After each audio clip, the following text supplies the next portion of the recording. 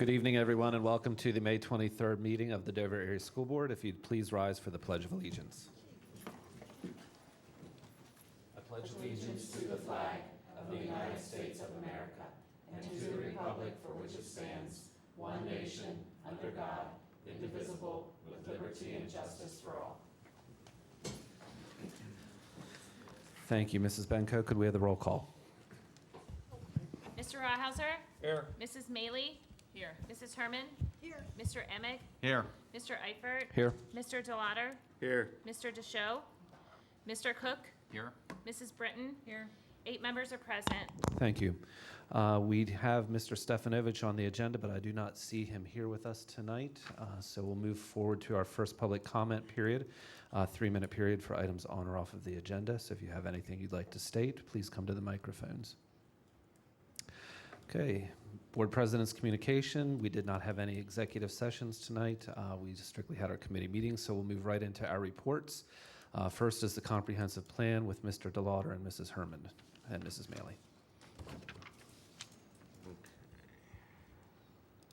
Let me just get caught up here. All right. I had a fairly productive meeting this evening. First thing we just reviewed was the curriculum that was completed and ready to be forwarded for approval, and that is all of all of elementary math K to 6. So once that approved and is put on with the group, everything with the exception of like music, art, that kind of stuff for the elementary schools will be completed. They showed the schedule for next school year for the high school and something else. It's K-12 social study. Again, it's as it was this year. It's an aggressive schedule with that meeting a couple times a week with the groups, with certain groups. So hopefully by next year at this time we'll have some K-12 social studies as well as some, I believe, high school. Wasn't there high school like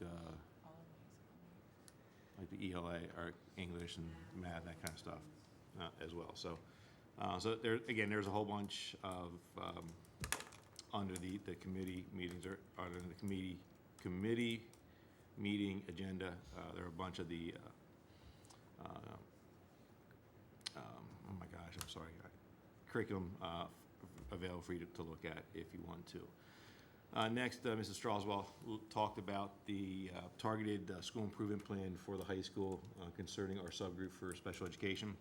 Over the last several months, a core group of administrators, teachers, parents, and students met and discussed how to improve, how to create our plan and get our plan together. They finally got that together, and it's going to be posted on our website for the next month for review, and after that month then it will be submitted to the states for their final approval. Because it is only a targeted plan, it does not need full school board approval, but again, if you'd like to go take a look at that once it gets posted onto the website, I would encourage you to do so. They did a lot of work on that. And according to Mrs. Strasbaugh, some of it was very difficult, planning and setting the goals and such. Very briefly, we talked about a new AP statistics textbook that they are going to ask for approval for. It's a classroom set. The AP statistics class they had currently does not have a textbook, so hopefully next year they will now have a textbook that will support that class. And then we just went over 2 board policies: comprehensive planning and academic standards. And the academic standards just basically defining what they are for us. And again, it's just for alignment with PSBA, I guess, recommendations. And that's it. Short and sweet. Okay. Any questions for Mr. DeLauder? Okay. Okay, hearing none, we'll move on to our Facilities and Safe and Supportive Schools Committee and Capital Projects with Mr. Emig and Mr. Rawhauser. We discussed 2 items tonight. The first one we talked about was the Dover Youth Football. There were some concerns. Mr. Nelson had said that he had sent information to them about the goalposts, which they never took down. There was a smoking problem, but it was recommended that with the building project going on, and they're probably going to have a difficult time trying to figure out where to do band camp this year. So with the building project and everything else, the committee decided to hold off until the building project is completed, and probably in 2 years go back to them then. And Mrs. Kroom is going to send them a letter stating that the decision of the committee was to hold off for now. The second item, what's that? Anything? The second item was transportation, and I don't want to mess this up. So Mrs. Banco, could you just give us a brief synopsis of what you discussed up in the committee? Okay, so I just gave the committee an update on our special needs transportation. If you remember last month, we approved the contract for our regular buses through E&B and the vans that E&B currently has. On Tuesday, we also approved additional vans for E&B. And the reason we did that is because we want to bring our students back from the LIU that are getting transported there for some special needs, also some homeless and other special placement transportation that we do currently. So we're bringing 6 vans back from the LIU. Hopefully it'll be about, I don't know, maybe 25, 30 students. And that we believe right now that the cost is going to hopefully in the future save us money. However, for this coming school year, the 1920 school year, we'll have a doubling up of costs because of the way we get billed from the IU, and that is the IU submits their billings to PDE, and the state takes them out of our subsidy, and they are a year behind. So next year we will be billed for both 18-19 transportation from the 18-19 transportation from the IU, and then we'll also be realizing the cost of the new vans for the 1920 year for E&B. As far as FNS is considered, we are going to be bringing you a contract next board meeting in June, just to solidify our agreement with them to continue to do our special needs transportation. However, I'm still looking into the specifics of that transportation and how it may relate to the IU and what the costs are and things like that, and see if there's any way we can cut costs anywhere else. Okay? Okay. And she had said that the 2017-2018 school year, we actually paid $238,000 for transportation for the IU. So, and the only other thing was Mr. Papa had told us that all 5 towers have been removed. So they are down. Mr. Rawhauser, anything you want to add? No comments. Okay, that's all I have.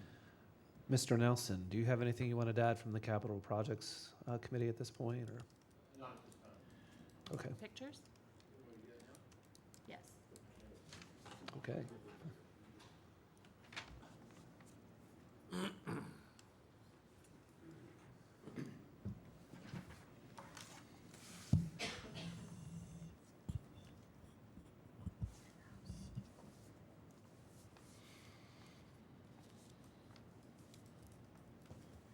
So we had a pretty good week this week. I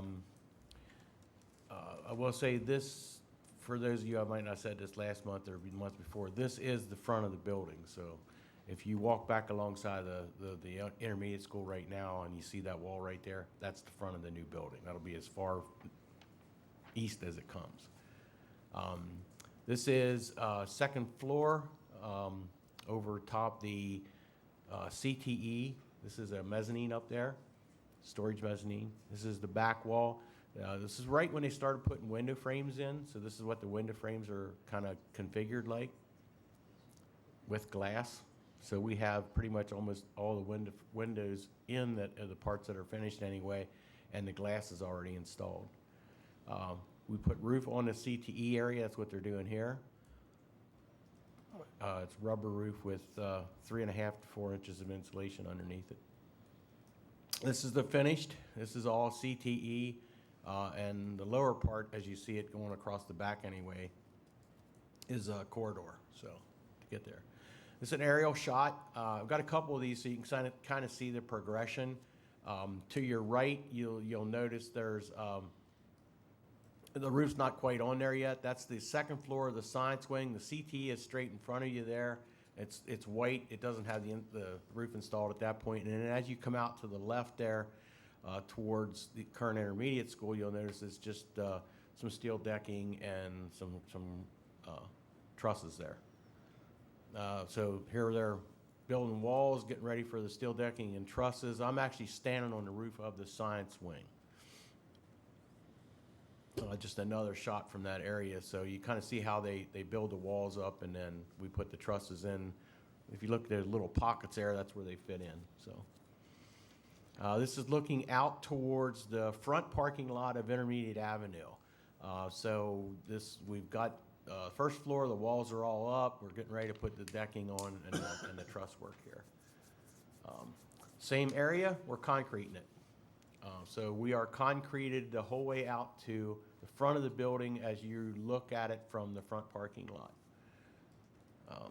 This is another shot of the second floor as we're putting steel on.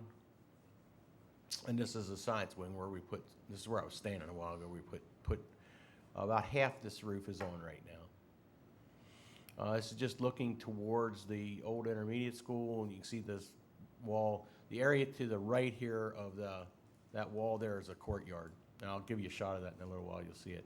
This is the start of the auditorium. So the block walls you see in the foreground there is the back of the stage and the one side. This is kind of an aerial view as we started, so you can kind of see the three walls going up here. Walls are getting taller, still in the auditorium. So now this is the wall, the back wall and the two side walls are pretty much finished, and what we're doing here is we're filling it with concrete. The walls are 45 feet tall to the top. This is an aerial shot. We shot this morning, about 10:30, 11 o'clock. This is it's a wall underneath the stage. It's the back wall of the orchestra pit. So when they put that in there, it's a solid poured concrete wall. They put it's like almost looks like tar they spray on, and then they put this sticky paper on it, and then they put another membrane on top of that, and then they put insulation on, and it's supposed to keep it waterproof and not allow water to go through.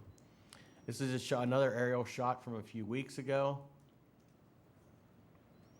and this is looking towards the auditorium. So I'll show you another shot of this. You'd be amazed how big that room got. So this is just another angle from that same area. This is back in the CTE wing, so I'm inside and we're installing pipes. We're insulating pipes. We've got unit ventilators hung already, so we're definitely progressing here. Ductwork's here. We're putting ductwork up, so this is just storage area. There's ductwork in place in the CTE area. A couple different areas we have the ductwork installed and working on. So this is just another shot of an aerial view from the opposite direction, probably about a week ago, I guess it is. We started installing the interior stairs. So there's 3 mezzanines. There's one in the metal shop, one in the ag shop, and one in the wood shop. And this is the one in the ag shop. So all 3 of them are installed. I just took pictures of this one. So this is a courtyard. This is the same courtyard I took a picture of from the opposite end. So this is standing with my back towards the front parking lot at the intermediate school looking into the courtyard. So this is about the size of it. This is the second floor. When I showed you the pictures a while ago, they were concreting it. Well, this is the one where they're putting the block walls up.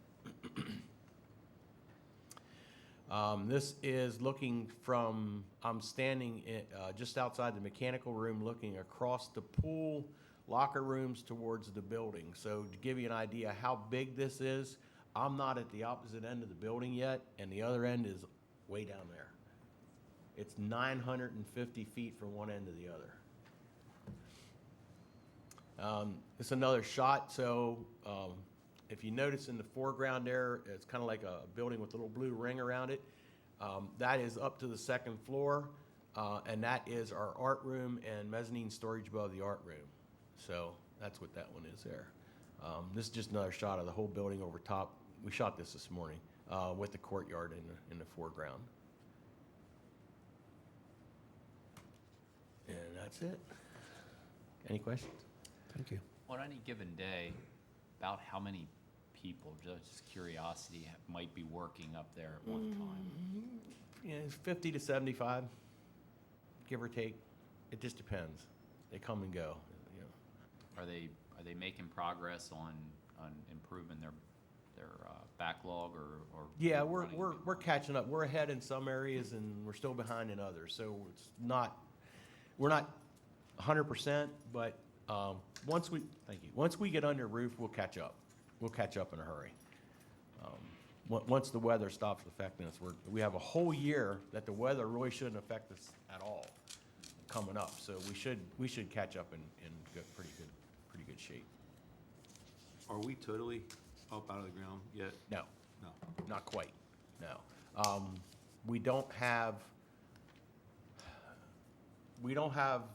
We have most of the area around the pool and the locker rooms done and the mechanical room done. We didn't even start on the gym, the auxiliary gym, any of the building towards the front. And we won't be able to start on the, what I call the front entrance and office complex and library and all that till March of next year. We won't even get to start. So we'll be digging footers in March of next year to do that. But so it's hard to put a number on it. Maybe 60%, 55% out. But it's amazing. I mean, we got dumped on Sunday night here. I mean, anybody that was out on Sunday night knows. By Monday afternoon, it was dry. That's how quick it dried. So, and we got rain this afternoon. We didn't get a lot, but it never even made it wet. So it's going good. Thank you. Any other questions for that committee? Okay. Human and Fiscal Resources, Mr. Cook and Mrs. Brenton. We had a relatively light agenda tonight after getting the budget passed on Tuesday night. You'll notice there's a few things coming up on the consent agenda tonight. Most of what's there is there because or as a result of the budget that was passed on Tuesday night. It sort of got the ball rolling and allowed us to then move forward on some of these items that are up here tonight on our consent agenda. One of the items that I will talk briefly about that did not come from Tuesday night's vote, but is there because of a time issue, is the joint purchasing for electric item that's on the consent agenda. That is a process by which, through the LIU, is that correct, Jen? The Joint Purchasing Joint- Board. Do It's the a- joint purchasing. It's a consortium of York County districts. Right, and it helps us to be able to purchase electric at a cost savings than it would if we were to go out and purchase it on our own. And right now we've got contracts in place, but this is going to extend them beyond where our current contracts are in place through the 22 and 23 school year. And the reason why it's on tonight is because Mrs. Benko just received it yesterday, and it has to be in place by May 31st. So unfortunately, we can't wait till June to move forward on it. But other items that were on our agenda tonight, we talked about insurances, looking at our district insurance policies. We are looking at an increase in cost for next year. It's somewhat substantial, mainly through two areas. Number one, the assessment on the building, on the district property increase. So that's one thing that is going to drive a little bit of a higher cost in insurance coverage. Also, the bigger one is the workers' comp We had a couple of incidents there this year that is affecting our workers' comp, you know, whatever that number, that Yeah. quotient. Our mod. Our mod. Yeah. Our mod. So we're looking at about a 10% increase overall in cost of the insurance this year, with mainly those two factors playing a role, the biggest role. So we're looking at, instead of 316,000, which is currently where we're at, to 348,000 and some change for next year. So that'll be coming for the board to approve next month in June. And then the other item we talked about was guidance counselor position at the high school, the job description there. As is the case with many of the job descriptions that have been coming before the board, many of them are outdated, and it's mainly getting actual duties and tasks up to speed with our current situations that we're dealing with, and that sort of thing. So that one will be coming as well in the month of June. So that's all I have. Britton, did I miss anything? So relatively light meeting tonight. Any questions? Okay, as Steve mentioned, we do have some items to vote on tonight, so at this point, I'd like to entertain a motion to approve the consent agenda items.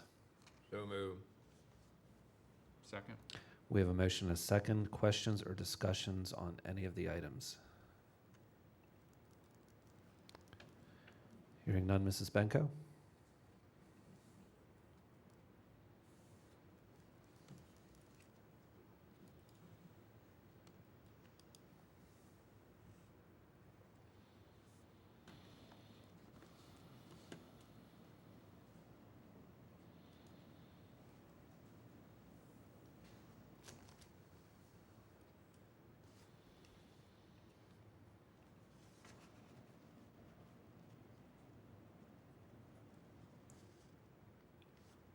Sorry, did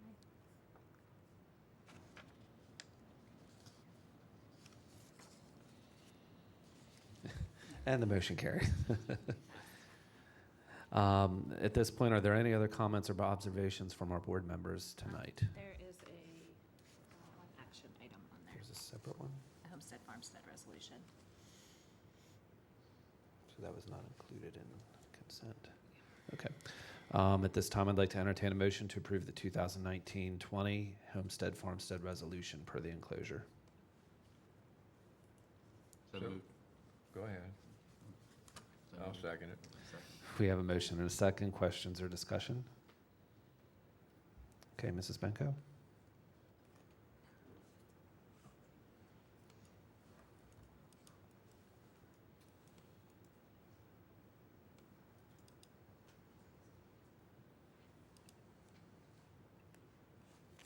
The motion carries. Now it's time for any other comments or observations from our board members.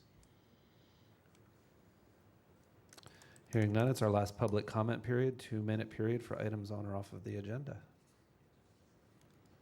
A few of you whispered in my ear, could this be a quick meeting tonight? So I think we're accomplishing that tonight, so. We even started 5 minutes late. Yeah. Okay, our future meetings, June 18th, 2019 is our next regular board meeting at 7 p.m. So if there's no further business, I will entertain a motion to adjourn. So move. Second. We have a motion, a second. All in favor, yes? Yeah. Yes, we are adjourned. Thank you, everybody.